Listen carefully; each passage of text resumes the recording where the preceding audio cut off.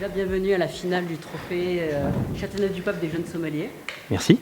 Cette finale comporte 5 ateliers qui vont durer chacun 10 minutes. Par ici, s'il vous plaît. Donc, premier atelier. En tant que sommelier, vous intégrez un nouveau vin à votre carte. Oui. Votre direction a l'intention de faire évoluer sa verrerie. Je vous laisse en 5 compagnies.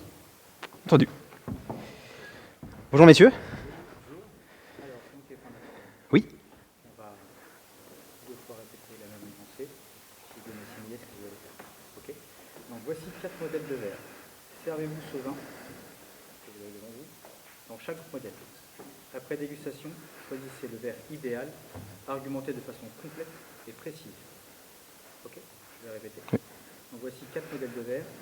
Servez-vous de ce vin dans chaque modèle. Après dégustation, choisissez le verre idéal, argumentez de façon complète et précise. Vous avez 10 minutes. Le chrono commence au moment où vous couchez la bouteille. Entendu. Ok.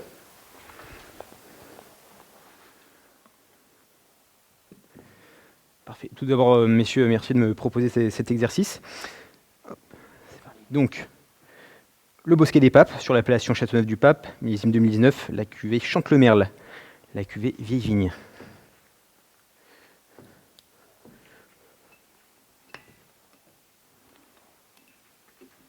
Vous connaissiez déjà ce domaine, messieurs? Non.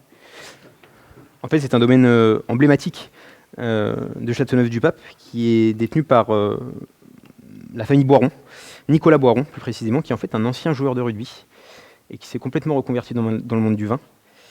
Et je dirais qu'il y a une petite particularité sur ce domaine-là, c'est que ce domaine possède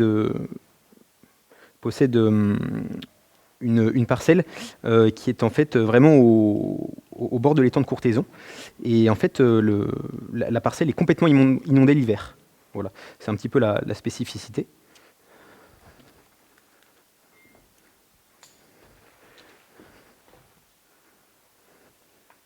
Donc comme prévu, je vais me permettre de contrôler le vin juste avant. Je me permets.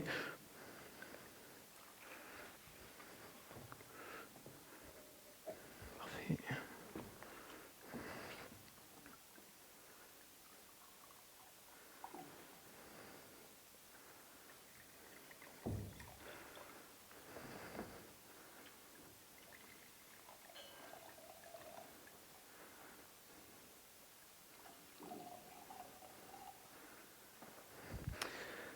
Alors, donc, je vais me permettre de déguster les 4 vins dans les 4 verreries différentes, et puis je ferai une conclusion par la suite. Dans le verre numéro 1,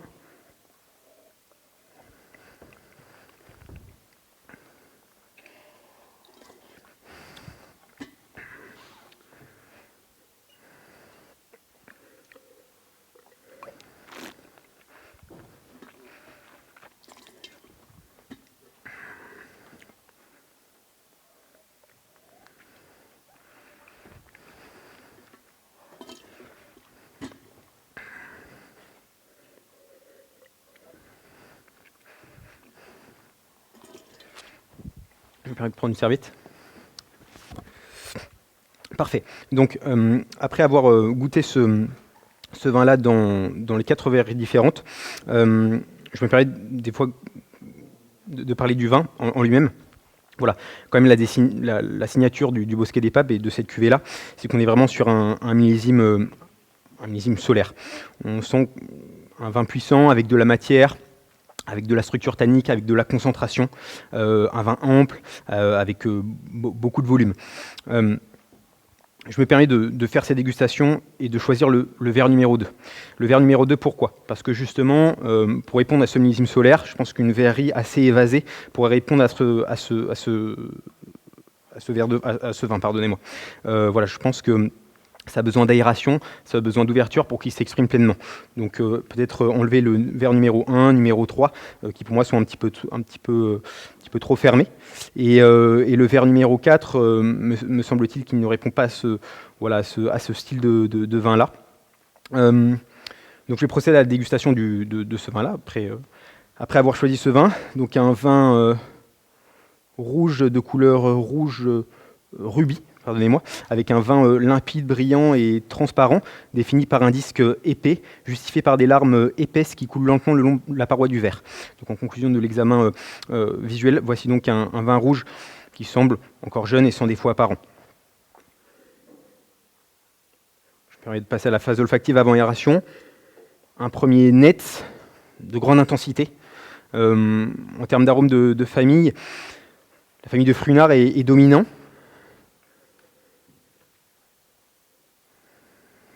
On va essayer de préciser ça au second nez.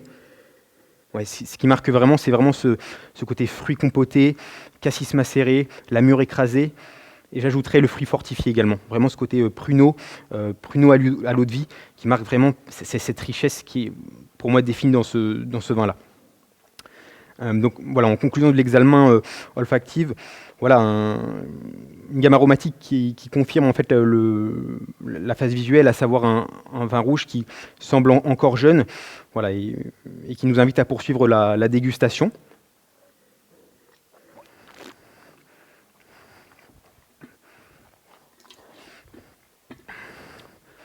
En bouche, l'attaque est franche, ample, définie par une structure épaisse, avec des textures crémeuses, très voluptueuses.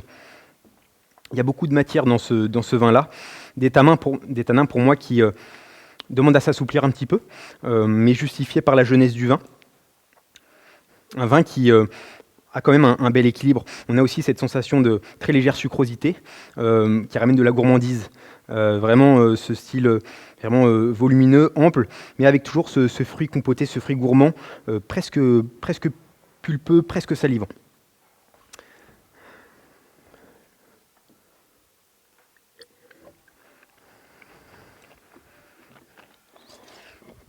Donc, c'est vrai que c'est un vin que je jugerais bon à déguster dans quelques années, même s'il est bon à déguster comme ça, mais je pense qu'il y aura vraiment son apogée de dégustation. Voilà, dans les 10 ans à venir, sans aucun problème. Il peut dormir largement en cave. Vous vous ferez plaisir, messieurs, j'en suis sûr. Et puis, vraiment, un mot sur la verrerie, qui, pour moi, cette verrerie est absolument parfaite. C'est vrai qu'il faut des vins évasés, de sorte à ce que peut-être cette connotation un peu alcooleuse dans la jeunesse permette de s'effacer avec le temps. Et c'est vrai que cette verrerie me semble le plus adaptée par rapport aux trois autres.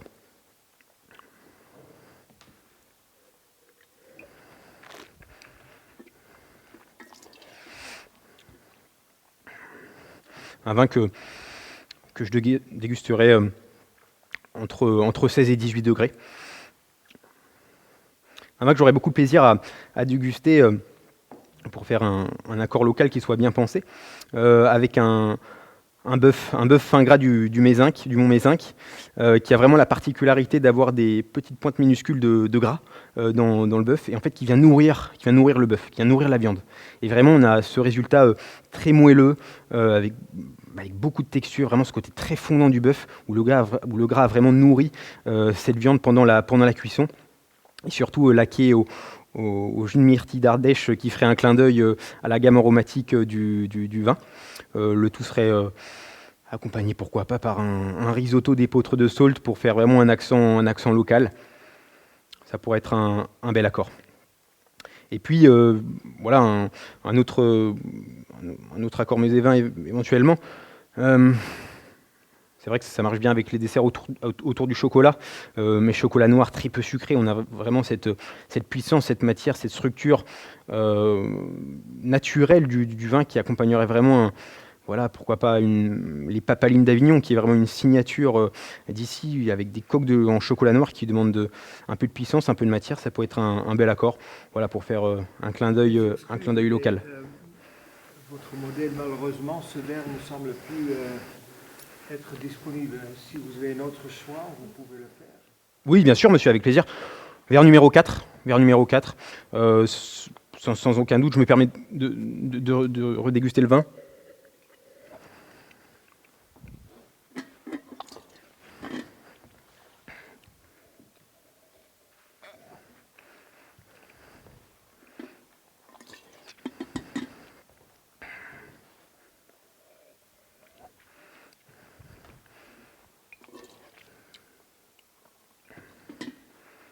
j'opterais pour le verre numéro 4.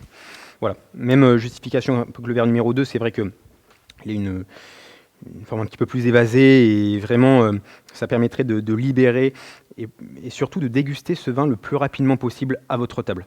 Voilà, de sorte à ce qu'il s'ouvre vraiment le plus rapidement possible si vous le désirez le déguster dès maintenant. J'ai terminé.